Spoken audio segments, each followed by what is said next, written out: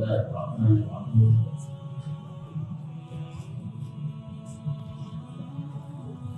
الحمد لله رب العالمين والصلاة والسلام على سيد المرسلين سيدنا ونبينا مولانا محمد وعلى آله وصحبه أجمعين وعلى من تبعهم بإحسان ودعا بدعوته إلى يوم الدين. أما بعد فأعوذ بالله من الشيطان الرجيم. كل نفس ذائقة الموت وإنما توفون أجوركم يوم القيامة فمن زحزح عن النار وأدخل الجنة فقد فاز وما الحياة الدنيا إلا متاع الغرور. صدق الله العظيم. محترم دینی و ایمانی بھائیوں، ابھی خطبے میں جس موضوع کو اختیار کیا گیا وہ سب سے اہم موضوع ہے. اللہ تبارک و تعالیٰ نے جو زندگی ہمیں دی ہے یہ آخرت کی کامیابی کو حاصل کرنے کے لیے دی ہے. یہ زندگی دیکھا جائے تو خود مقصود نہیں ہے، بلکہ اللہ نے یہ زندگی اس لیے دی ہے کہ ہم اس کے ذریعے سے آخرت کی کامیابیاں وہاں کے بلند درجات حاصل کر سکیں، اور ہماری فکر و توجہ کا محور آخرت کی زندگی ہو، اور دنیا کی زندگی کو ہم آخرت کی زندگی کے لیے گزارنے کی کوشش کریں. جیسے کہ حدیث میں آتا ہے کہ دنیا مزرعۃ الآخرہ، یہ دنیا تو آخرت کی کھیتی ہے. اور یہ حقیقت سب جانتے ہیں کہ جو بھی دنیا میں آیا ہے اس کو جانا ہے. کل نفس ذائقۃ الموت، ہر شخص کو، ہر جان کو موت کا مزہ چکھنا ہے. لیکن عجیب بات ہے کہ آدمی بھول جاتا ہے اس حقیقت کو، اور وہ دنیا کے جھمیلوں میں پڑ کر اور اس میں الجھ کر آخرت کا ایسا معلوم کرتا ہے کہ اس کے محسوس ہوتا ہے اس کی زندگی سے کہ جیسے اس کو مرنا ہی نہ ہو.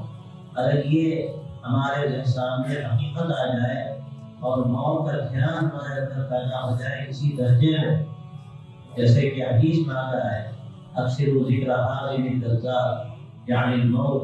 آپ صلی اللہ علیہ وسلم نے فرمایا کہ لذتوں کو توڑنے والی چیز یعنی موت کو کثرت سے یاد کیا کرو. یہ حقیقت اگر سامنے رہے تو ہماری زندگی کا رخ بدل جائے. شاہ یعقوب صاحب جو کسی بڑے بزرگ گزرے ہیں وہ کہتے تھے کہ تم جنازہ پڑھو اس خیال سے کہ یہ جنازہ کسی دوسرے کا نہیں ہے، یہ ہمارا جنازہ ہے، یہ ہماری میت ہے، اس کی ہم نماز پڑھنا ہے. اور آج نہیں کرو کل اسی حال میں ہوں گے اور لوگ ہماری نماز پڑھیں گے. تو یہ اللہ تعالیٰ فرماتا ہے کہ جس کو جنت میں داخل کر دیا جائے اور جہنم سے بچا لیا گیا تو اس سے بڑھ کر کون سی کامیابی ہو سکتی. اور پھر فرمایا کہ دنیا کی زندگی تو بہت سی معمولی اور حقیقی سامان ہے جس کے لیے آدمی مرتا ہے، سب کچھ کرتا ہے، حقوق طلب کرتا ہے اور دوسروں کو پریشان کرتا ہے اور سب کچھ بھول جاتا ہے. اس کو بھی نہ ماں باپ کا خیال رہتا ہے، نہ بھائی بندوں کا خیال رہتا ہے، نہ پڑوسیوں کا خیال رہتا ہے، نہ کسی کے حق کا دھیان رہتا ہے. صرف اس کا خیال یہ ہوتا ہے کہ ہمیں کس طرح دولت حاصل ہو، عزت حاصل ہو. وہ عزت دنیا کی جس کی قیمت اللہ کے نزدیک بچہ کے باقی برابر بھی نہیں، لیکن اس کو حاصل کرنے کے لیے اور دولت کو آدمی کمانے کے لیے وہ راستے اختیار کر لیتا ہے کہ جس کے نتیجے میں وہ آخرت کو برباد کر دیتا ہے. اور موت سے کس کو رشتےداری ہے وہ تو آئے گی، اپنے وقت پر آئے گی. کوئی حفاظت نہیں آیا تو کوئی نہیں جانتا. قرآن مجید میں نسیوں جگہ اس کا ذکر ہے کہ وہ قیامت کے بارے میں پوچھتے ہیں تو قیامت کو اللہ تعالیٰ جانتا ہے، اس کا علم کسی پر. اور حقیقت یہ ہے کہ جس کی موت آ گئی اس کی قیامت آ گئی. اس کے لیے آگے دنیا کے سارے دروازے بند ہو گئے، بلکہ آخرت کے دروازے بھی بند ہو گئے. جو اسے دنیا میں کیا آخرت کے لیے اب اس کے وہی کام آنے والا ہے. میرے بھائیوں، میرے دوستوں، ہمیں اس حقیقت کو یاد رکھنے کی ضرورت ہے کہ آخرت کی کامیابی کا راستہ کیا ہے اور یہ دنیا کی بے حقیقتی ہمارے اندر کس طرح پیدا ہوگی.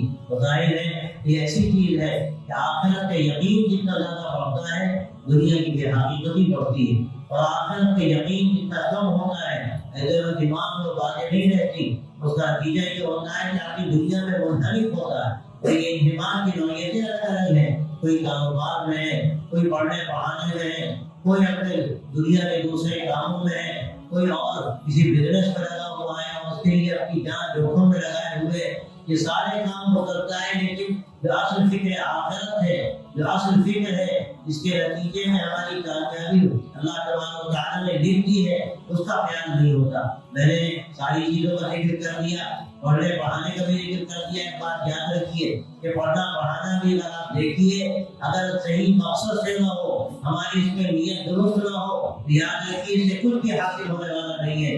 ایک آدمی بزنس کرتا ہے اللہ کی رضا کے لیے کرتا ہے، اللہ کا حکم سمجھ کر کرتا ہے، آخرت کے دھیان کے ساتھ اور دنیا میں اس کے جو اصول شریعت کے بتائے گئے ہیں اصولوں کے مطابق کرتا ہے تو اس کا یہ کمانا بھی مبارک ہے، بیوی کے منہ میں لقمہ دینا بھی مبارک ہے، اس کو بھی صدقہ فرمایا گیا۔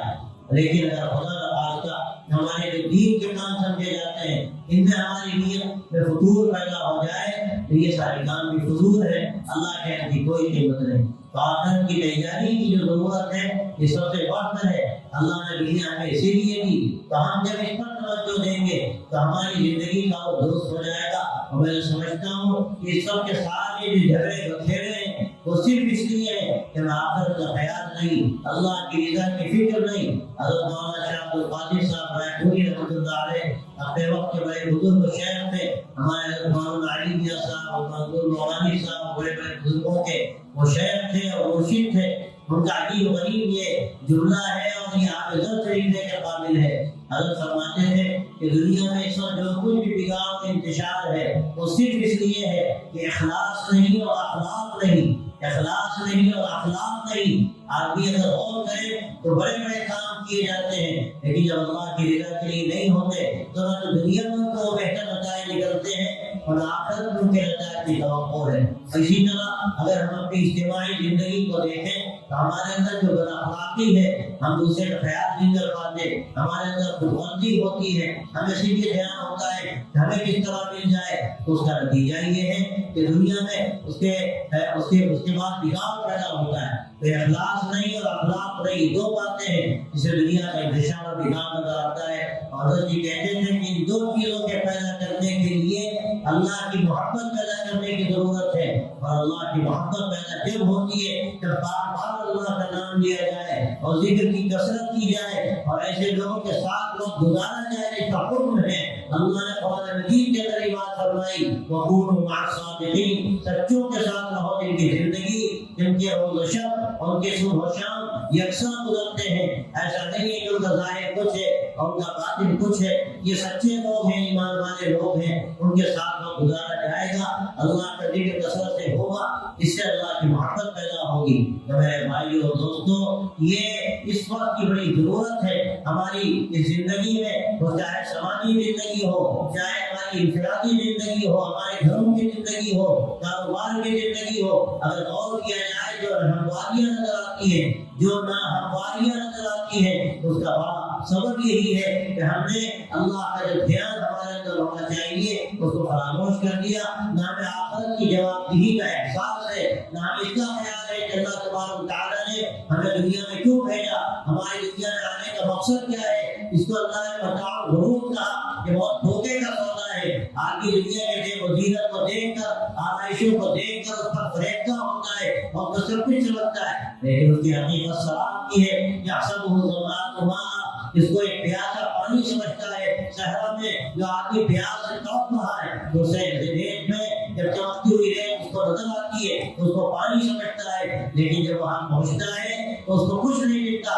حتیٰ اذا جاءه لم يجده شيئا فوجد الله عنده فوفاه حسابا، جب وہاں جاتا ہے اس کو کچھ نہیں ملتا اور وہاں پر اللہ تبارک و تعالیٰ اس کا حساب کے معاف کر دیتے ہیں۔ تو میرے دوستوں، میرے بھائیوں، آخرت کی استعداد کی ضرورت ہے، اللہ کی رضا کا ہر وقت دھیان رکھا جائے۔ یہ وہ چیز ہے، آخرت کی جواب دہی کا احساس کی وہ چیز ہے جو ہماری زندگی کے اندر اصلاح کا عمل کرتی ہے، ہماری زندگی کو سنوارتی ہے۔ ہم اللہ کے نبی کے راستے پر آتے ہیں اور آنا آسان ہوتا ہے۔ اس لیے اگر یہ جذبہ پیدا ہو جائے، یہ آخرت کی فکر پیدا ہو جائے اور وہ دھیان پیدا ہو جائے جس کا خطبے میں بھی پورا ذکر کیا گیا کہ آدمی یہ دنیا سے جاتا ہے، قبر میں جاتا ہے، اس سے سوال ہوتے ہیں اور اس کے بعد اس کے بارے میں فیصلہ ہوتا ہے جنت کا یا دوزخ کا۔ یہ کوئی معمولی بات نہیں ہے۔ دنیا کی زندگی کتنے دن کی زندگی ہے؟ کوئی 100 سال جیا اور 100 سال سے زیادہ آپ کی زندگی ہوئی تو ریکارڈ میں نام اس کا لکھا جاتا ہے،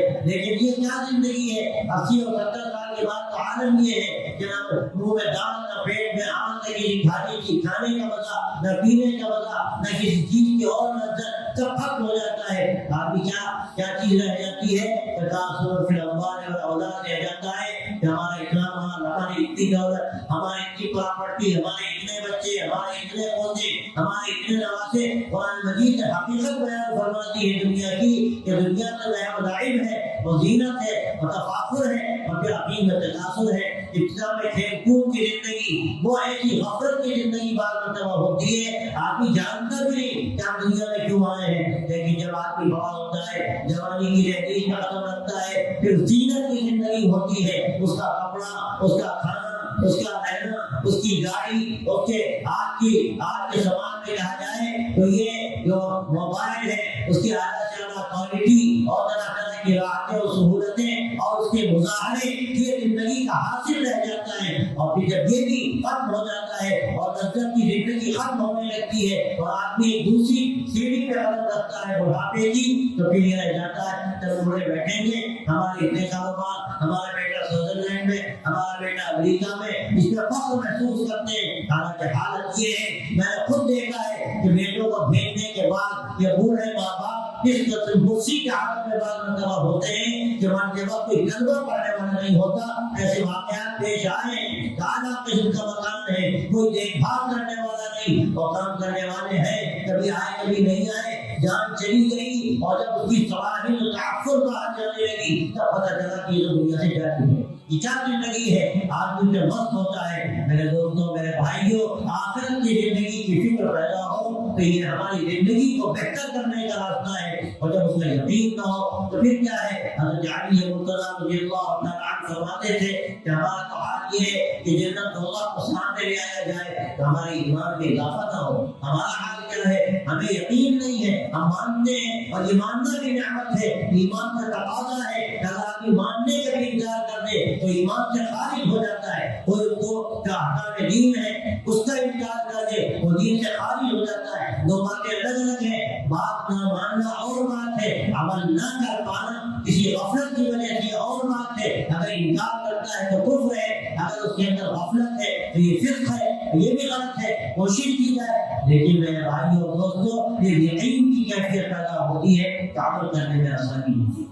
اس لیے آج کے اس خطبے سے جو ہمیں سبق ملا کہ ہم آخرت کی زندگی کا دھیان پیدا کریں۔ ہر فرد جو جوان ہو کبھی سمجھتا ہے کہ ہم بہت دن جئیں گے، لیکن کون لکھا کر لایا ہے؟ کون جانتا ہے کل تک کہ وہ جیے گا؟ کل تو بہت دور کی بات ہے، اسی مجلس میں کوئی نہیں جانتا کہ وہ صحیح ساری اٹھے گا یہاں سے یا وہ آخرت کی جو سفر ہے وہ سفر اس کا شروع ہو جائے گا۔ جب یہ ہمارے اختیار کی بات نہیں تو بھائی اور دوستوں، ہمیں تو ہر وقت تیاری کرنی چاہیے۔ اللہ تعالیٰ کہنے والے کو سب سے بڑھ کر اس کا استحقاق و بیان نصیب فرمائے، اور ہم سب کو اللہ تبارک و تعالیٰ کی توفیق دے کہ آخرت کی کامیابی کا ہم اندر فکر پیدا ہو، اور یہ چیز اگر پیدا ہو جائے تو پھر ظاہر ہے کہ آدمی کی زندگی سنور جاتی ہے۔ ایک کہے کا جھگڑا، اور کہے کی لڑائی، اور کہے کا منصب، اور کہے کی دولت، اور کہے کی ریاستیں، یہ ساری چیزیں دھول معلوم ہوتی ہیں، بے حقیقت معلوم ہوتی ہے۔ اس لیے کہ یہ زندگی ہماری تجربہ ہے، اور آخرت کی زندگی ابدآباد کی ہے، ہمیشہ ہمیش کی ہے، اور جو ہم دنیا میں کر کے جائیں گے تب اس کے مطابق ہمارے ساتھ معاملہ ہوگا، فیصلہ کیا جائے گا، سوال جواب ہوگا، اس کا ہمیں دھیان رکھنا ہے۔ انشاءاللہ اس کی کامیابی کہ ہم نے اگر فکر پیدا کر لی، اپنے گھروں کے حالات کو بہتر کیا، اپنے وراثت کا نظام صحیح کیا، اور اپنی سماجی زندگی کو بہتر بنایا، اور یہ طے کر لیا کہ جو بھی اللہ کا حکم ہے، اس کے رسول صلی اللہ علیہ وسلم کا فرمان ہے، ہم سر تسلیم ہم کرتے ہیں، اور جب تک ہم یہ ایسا نہیں کریں گے ہمارا ایمان نہیں ہے۔ اللہ تبارک و تعالیٰ نے قرآن مجید میں صاف صاف کی بات کہی ہے، فَلَا وَرَبِّكَ لَا يُؤْمِنُونَ حَتَّىٰ يُحَكِّمُوكَ فِيمَا شَجَرَ بَيْنَهُمْ ثُمَّ لَا يَجِدُوا فِي أَنفُسِهِمْ حَرَجًا مِّمَّا قَضَيْتَ وَيُسَلِّمُوا تَسْلِيمًا کہ ہرگز نہیں ہو ہی نہیں سکتا آپ کے رب کی قسم کہ مسلمان نہیں ہو سکتے جب تک کہ وہ اپنے تمام نزاعات میں آپ صلی اللہ علیہ وسلم کو فیصلہ کن نہ بنا لیں۔